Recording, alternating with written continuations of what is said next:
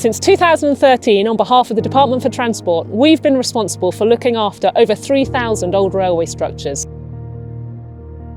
They include viaducts, bridges and tunnels, and form part of what is known as the Historical Railways Estate. Some of these structures date back to the mid-19th century, and it's our job at National Highways to look after them and to keep them safe for generations to come. I'm Helene, I head up the team, and I'm going to show you what we do. Welcome to Pensford Viaduct.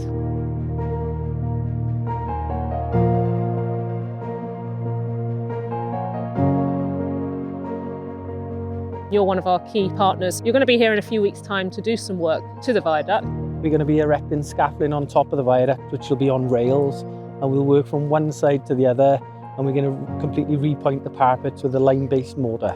So quite a big job. Yeah, it is, yeah. 16 weeks. Is this a scale of structure that you're used to dealing with? We do minor works, we do major type works similar to this, but everything is on disused railway structures.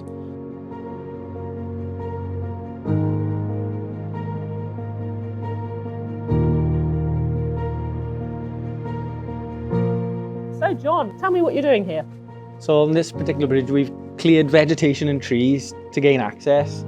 We've had scaffolding erected, we've repointed and repaired spalled bricks in the arch and repaired masonry in the parapets. So John, I can see you've put some new bricks in this part of the arch. What are you doing here? So the bricks had spalled to a depth over 20 millimetres, so the men cut out all the defective brickwork. So this bridge is over 100 years old. When it was built, it went over a railway line with a farm track above it. But now we have a road. So the work you're doing today is helping to keep the bridge and the road above safe? That's right, yeah.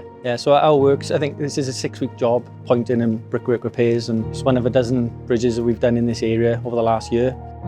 So keeping old structures safe for modern day traffic, I suppose? Yeah.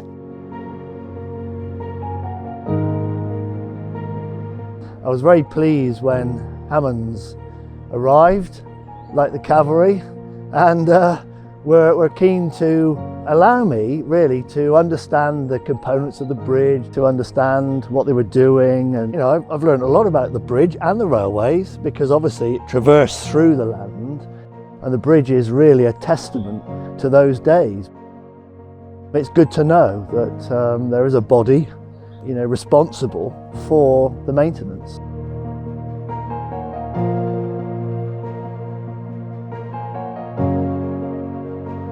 John and his team are just one of a wealth of our supply chain partners who work closely with us on the estate.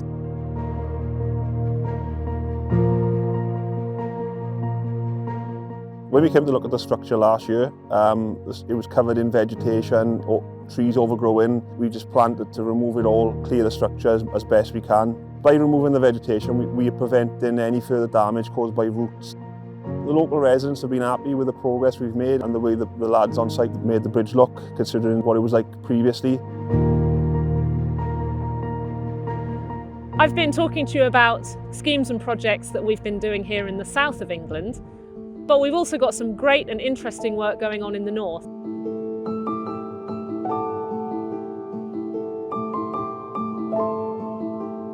We've been working really closely with National Trust here at Castlefield Viaduct in the centre of Manchester to see how we can bring this structure back to life.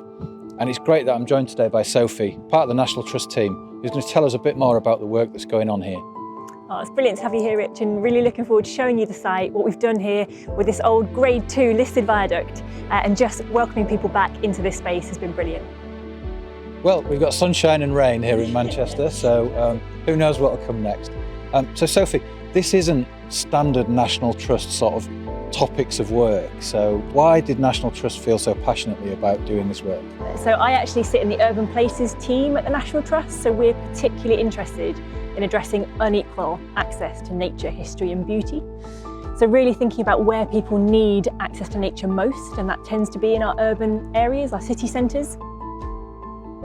To get people up here safely, we worked very closely with your team and others at HRE and at DFT to understand this structure, to know about the point loading, what we could put, what the structure can tolerate. So a huge amount of feasibility work had to happen first. Our charitable objectives are to provide access to nature for everyone, forever. We inherited the estate 10 years ago, and the Department for Transport set out our ways of working in the protocol, which we have followed. Safety is really important to us at National Highways and underpins everything that we do. We know that our environment keeps changing, which makes our job a bit of a balancing act. We need to keep up with the changing needs of people, also with our job to maintain public safety on and around these old structures. We care for 3 former railway structures in Salford, including Clifton Hall Tunnel in Swinton. Tragically, in 1953, 5 people lost their lives when a construction shaft that had been forgotten about within the tunnel collapsed. Following this tragedy, the railway line was closed and the tunnel was blocked.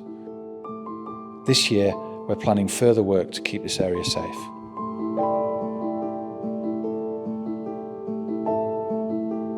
Some of our more minor works involve looking after endangered species as well. That all forms part of our work schedule, as well as, of course, the construction work on actually protecting the bridges and repairing any defects.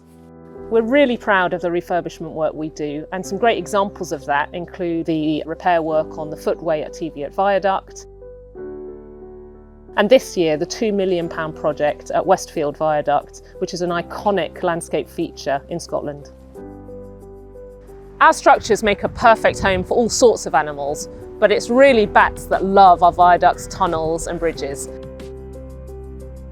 Our ecologists help us make sure that the work we do has minimal impact on animals.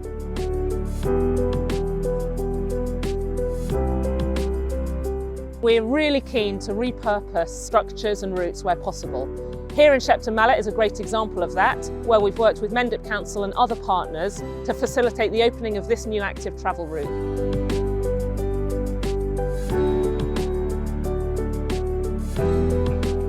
So I'm here with Ros White, leader of Mendip Council, to talk a little bit about what this path means for the community. Absolutely delighted this one is being repurposed. And right across the whole of Mendip, we have small bridges, large bridges, significant ones, and ones which have really almost disappeared into the landscape. And they're now coming back into use and being really appreciated by the community. And that's fabulous for leisure, health and well-being, and really putting this area on the map.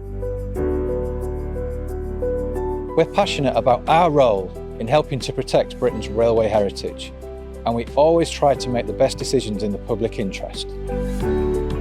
We will continue to engage with partners and communities in how we manage our estate. We'll be listening to ideas for future use and taking on board feedback about the choices we make in managing our estate.